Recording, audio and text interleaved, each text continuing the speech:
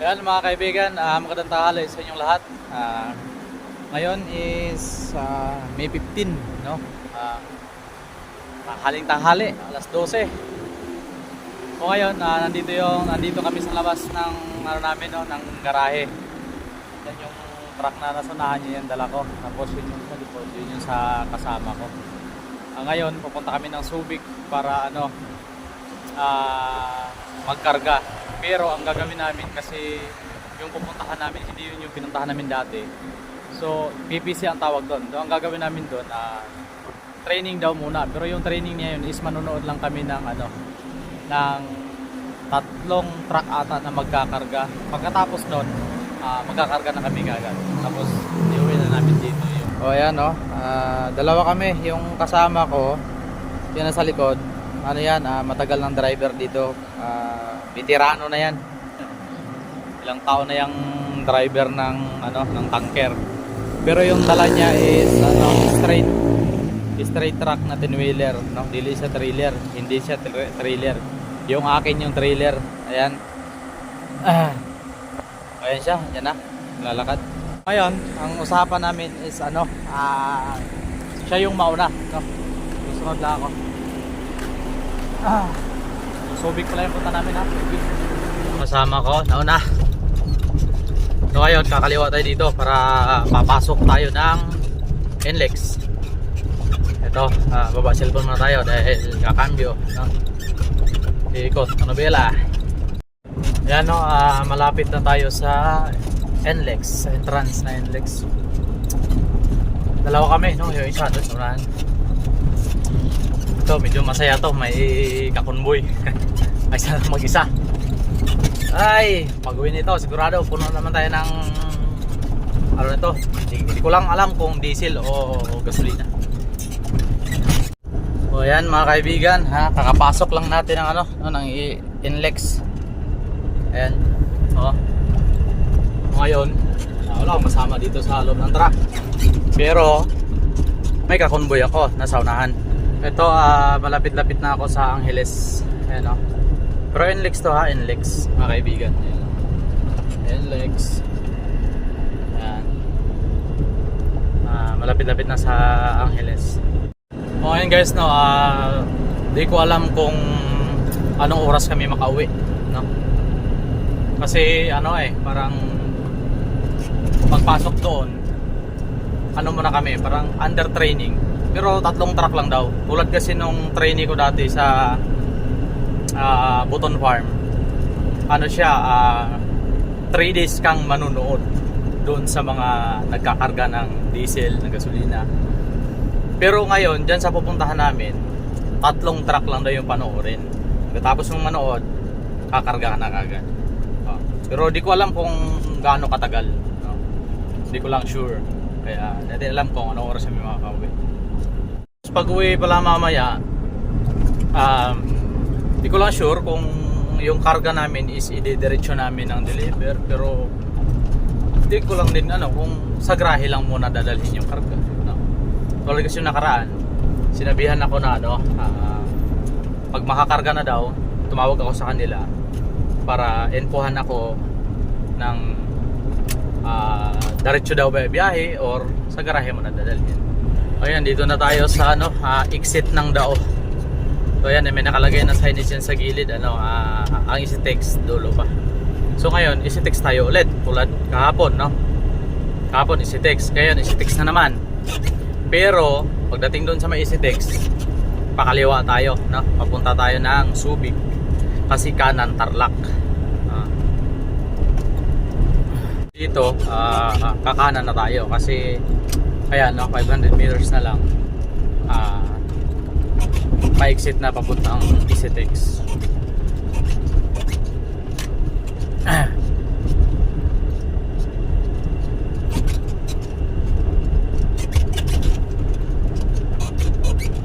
O ito, no, dito kakanan na tayo dito. Itong truck pala, no, walang busina. Loko. Hirap.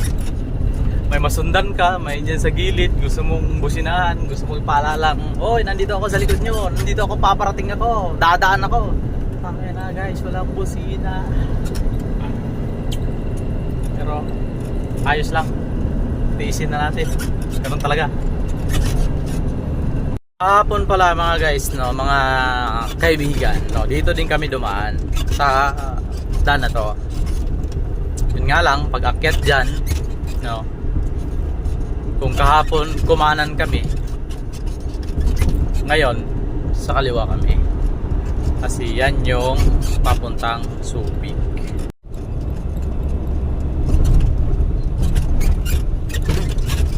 Vertical ako ng 5 star hindi ko napansin O, dito tayo sa kaliwa, no? Kasi yung kanan, Tarlac. Yan, no?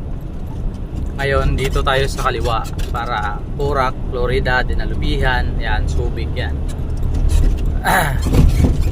O, yan yung papuntang Tarlac, no? Hindi sa kanan.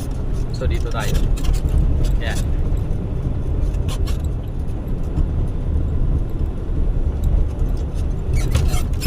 Tapos yung kasama ko yun, oh. Ayun, oh, yung truck na yun, oh.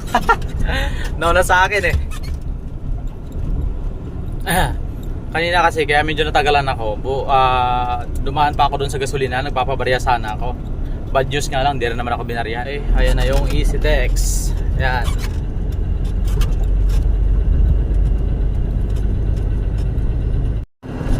Bilis ng kasama ko. Ako takbo ko, 80 lang. Minsan 90. Medyo chill lang ako. Pero yung kasama ko, wala na, kanina pa. Kanina nandun ako sa taas ng kalsada, andun siya sa baba, nakikita ko siya, pero malayo yun, kumbaga paikot yun eh. Siya papasok na dun sa EasyTex, ako kaka-exit pa lang dun sa may NLEX. Pero ngayon nandito na ako sa tapat ng Yokohama. Okay, sa mga nakakadaan dito, ayan Yokohama. Ayan, Yokohama. Dito yan sa Clark. So itong kanan, yan yung airport. Ang airport, ayan, yung sa kanan na yan. Ayan, yung mga aeroplano, ayan yung airplane, Oops, nawawala ako sa control. Ayun, yung airplane yung tabi nung pan na yan, ng tower na yan. Yan. Yan.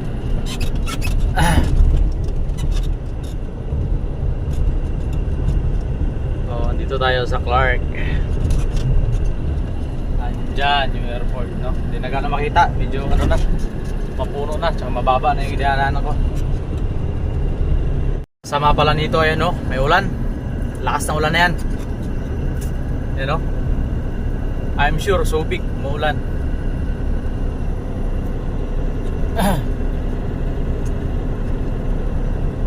Puti sa side mirror ng linya na kalsada. Tulad dito, kitang-kita. Uy, gumigilid ulit. Nawala ako sa control nakaka-video. Tulad yan, kitang-kita yung puti ng sa side mirror, yung linya na kalsada. Kabila din, ayan, kita. So ayan guys, yung puti na yan, ulan yan. Siguro Sambales na yan, yung bundok na yan. Ganda dito, Pero si Mr. Kadyang, yung kasunod ko, wala na. Milipad na siguro yan.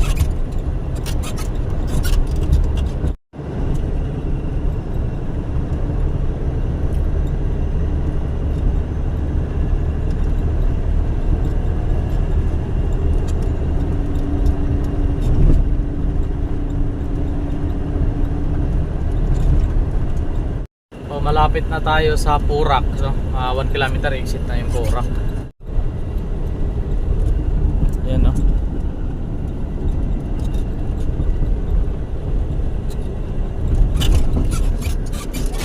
Wow.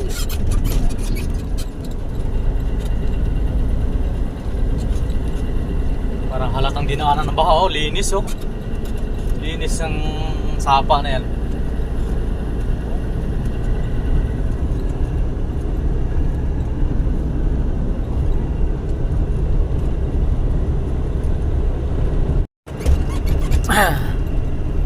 Mababa yung kalsada.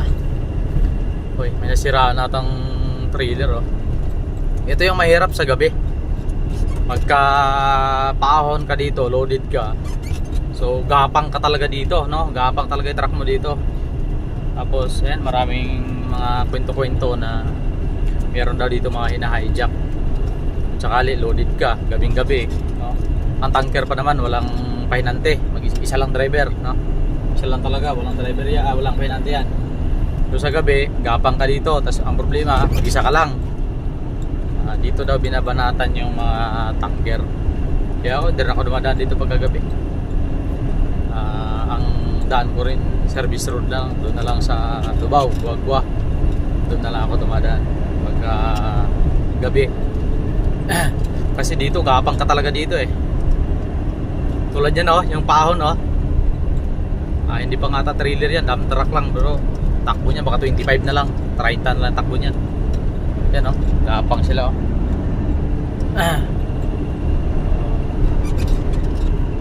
Hindi ko lang sure kung ito yung ano sinasabi nilang Palakol na lugar, no?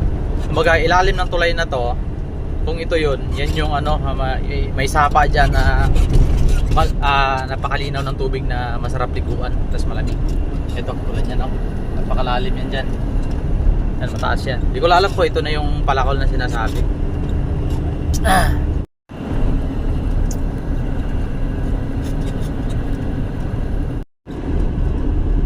Okay, takbong ano lang tayo, no?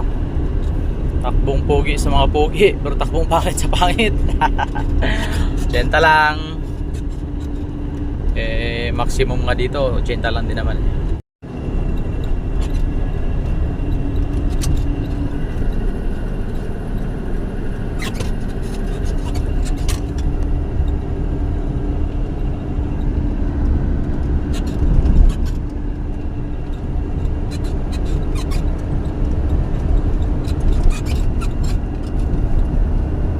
Benta 90 yung takbo natin. Ayan.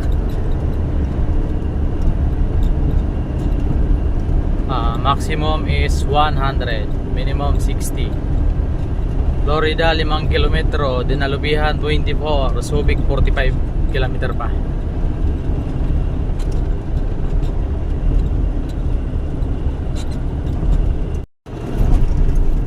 Grabe si Mr. Kadyang mga kaibigan. Wala na oh. Ito na mahabol ah.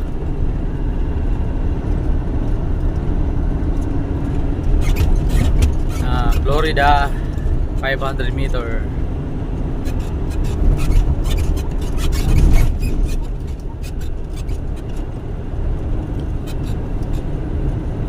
So big. Diretso pa.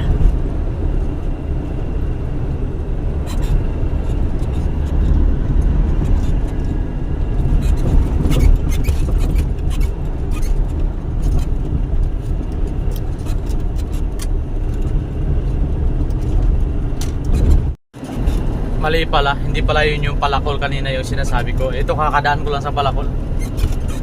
Kita ko yung ano, yung tulay na isa. Kita ko yung tubig sa ilalim. Tapos yung may kalsada papunta roon, may daan papunta. Florida, sakto pala, Florida pala.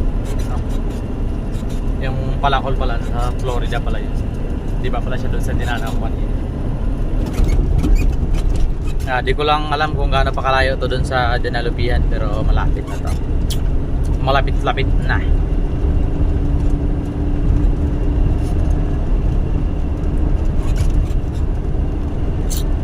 Umaambon na oh. Laki ng patak.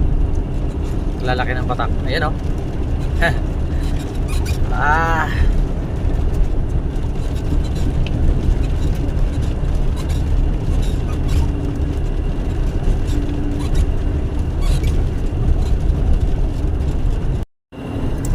Ito no,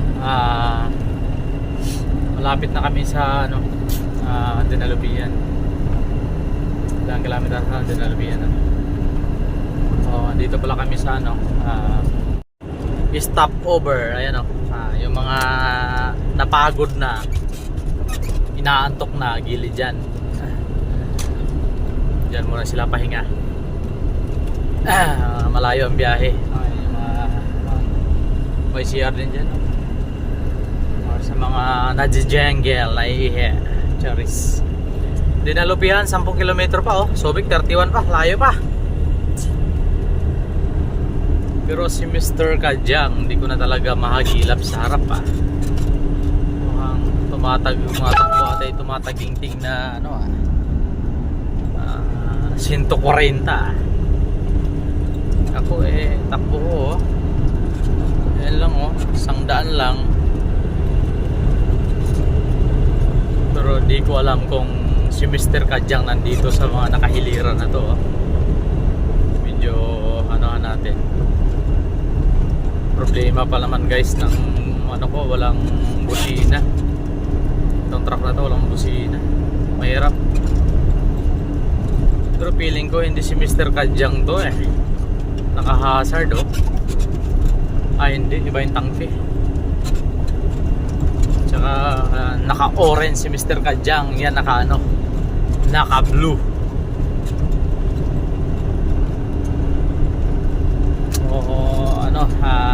Lipat ng linya. So ayan, tandaan tayong lipat ng linya. Yan, nandito na tayo, nakalipat na. Kasi para dyan sa mga mag-overtake na yan, luwang yung overtakean nila. Hindi naman napakaliwalas naman ang pagbungad ng dinalupihan. Oh, wow. Kaya gusto kong mag-driver kung saan nakakarating, nakakakita ng mga magagandang tanawin. Driver kasi kung saan ka nakakarating. Tulad yan ganda ng view, ganda ng ano, kikita mo. Medyo nakakawala ng stress. So ayan, nandito na tayo sa San Jose Dinalupihan. Alam mo San Jose yan dyan dyan sa may kaliwa niyan banda. At ayan po yung Sibol. Ano? Sibol, yung sa kanan dun banda, Dalaw.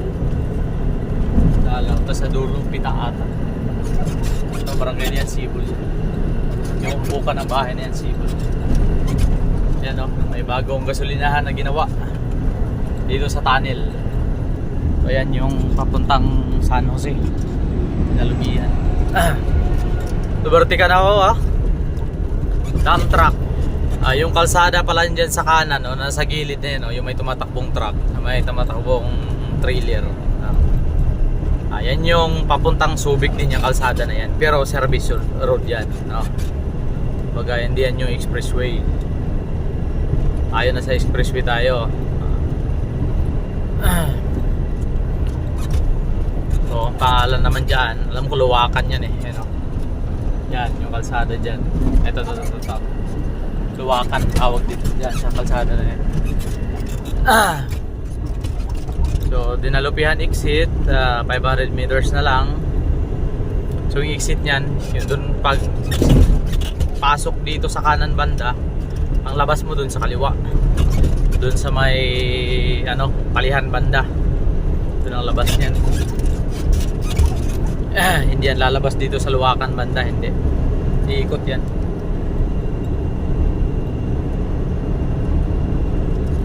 Subic, diretso pa. So yung kanan papunta yung Dinalupihan. Pero ang exit niyan ang kasi paikot yan pasok dyan, tapos ikot doon sa unahan, doon yan lalabas. Ang lalabasan yan is palihan. Ito malapit na tayo sa tipo, yung tipo na sinasabi 2 kilometro.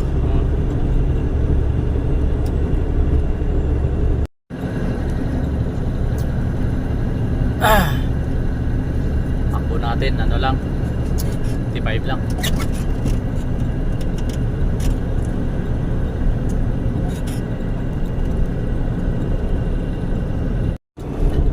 Ito, andito na tayo sa tipo. Ito, tulay ito siya, tulay. Ngayon, nandyan yung kalsadang isa sa ilalim. Ayan, nandyan. Isang kalsada. Ito silalim nito. Tapos papasok dito dun sa ano na yan, gilid na yan, no? Nandun sa link sa baba din. Tapos mag-entrance sila.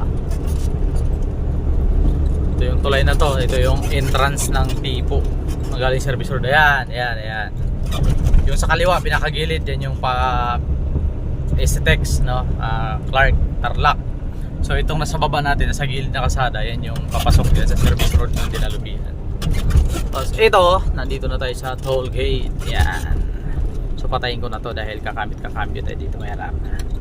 Yan, kakalabas lang natin ng ano, toll gate ng Esitex. Ito na, no, nakalabas na tayo ng toll gate ng Esitex. Kumbaga yan yung pinakadulo na Esitex. Ito, bye-bye na, nasundan na natin to hanggang Subic. Si Mr. Kadyang di talaga nagantay sa akin So si Mr. Kadyang andyan sa lagi tinutulugan niya. Ayun, habang nagbibideo ako biglang tumawag. Kasi pinatay ko yung video, sinagot ko yung tawag niya. Andyan pala siya. So tinanong ko siya kung diretso ba. Sabi niya, sige diretso. Inantay lang pala niya ako. O ngayon, papaunahin ko siya kasi yung mga diskarte dyan sa hindi ko pa gano'ng kabisado dyan sa may custom, no? Hindi ko lang gano'ng papaunahin ko siya. Eto, bagalan ko lang, antayin ko siya. So yung custom kasi guys, andyan na sa unahan. Si Mr. Kadyang una-una na siya. Yan, sundan natin. Eto, sundan natin siya kasi hindi ko pa gano'ng gamay dyan sa sa custom.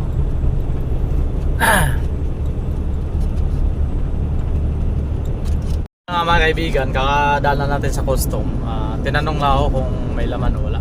So sinabi ko lang na wala. So sabi ko gano'n, sinyas na bunak agad. Yan lang pala yung doon. Yan guys, dito na tayo sa tunnel ng Subic. Ayan tunnel yan, tunnel. Buksati lang din lahat kasi nasa tunnel tayo. Alalay lang sa takbo. Ito. Uy, ay. Maiksi lang naman itong tunnel na to. Siguro mga 150 meters o 100 meters lang.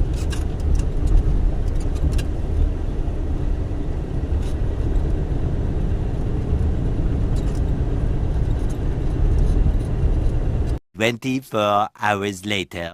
Mga kaibigan, nandito na tayo sa loob ng Tipo, no? Gilid to ng dagat. Mamaya papakita ko sa inyo yung yung kaliwa ko dagat. Ito, pier na to bangin na to Pero dagat na yun, mga 6 na di pa dagat na sa gilid ko. So ngayon nandito na tayo sa loob. Nakakapasok na tayo, dinala ko na yung truck dito. So ganito pala nangyayari kanina, no? Kanina pumasok kami dito, nag-observe kami dyan kung paano magkarga ng diesel sa truck. Ganun yung proseso nila. Pag bago ka dito, manood ka muna ng magkakarga na truck. 3 truck ang panoorin mo.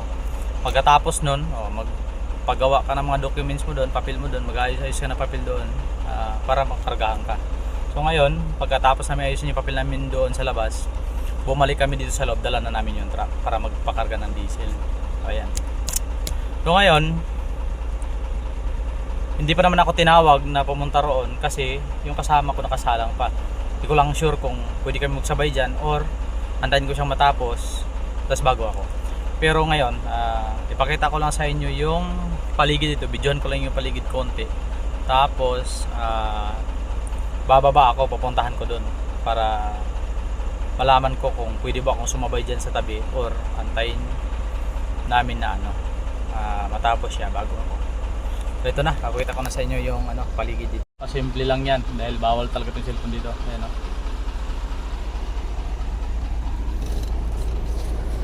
Ayan na po, gilid ng dagat yan. Ayan barko Yan yung barko na nagkarga ng diesel. So ganun lang dahil bawal ang cellphone dito. 3 hours later. Ito mga kaibigan, loaded na tayo ng 20,000 liter na diesel. So ngayon, nakapasok na tayo dito sa may may dugtong ng Esitex. papunta dyan sa may tunnel, papunta dyan sa may custom. Tapos doon unahan yan, yung toll gate na Isitex. So ito gumagapang tayo, no? Takbo natin lang 30. 30 na takbo, pahon kasi to. Grabe, gumagapang tayo. Bad news mga kaibigan. Pumutok yung ng hangin. Tangke ng hangin ko, pumutok, ayan. Kung kailan nakaahon na dito sa may pahon papuntang tunnel, biglang pumutok. So ito, nakahasad na lang ako, pinalsuhan ko na lang. Antay na lang ako ng rescue. 3 hours later. So yun mga kaibigan, ngayon nandito na sa Grahe. Ayan. Ayan yung truck. So nagunin pa.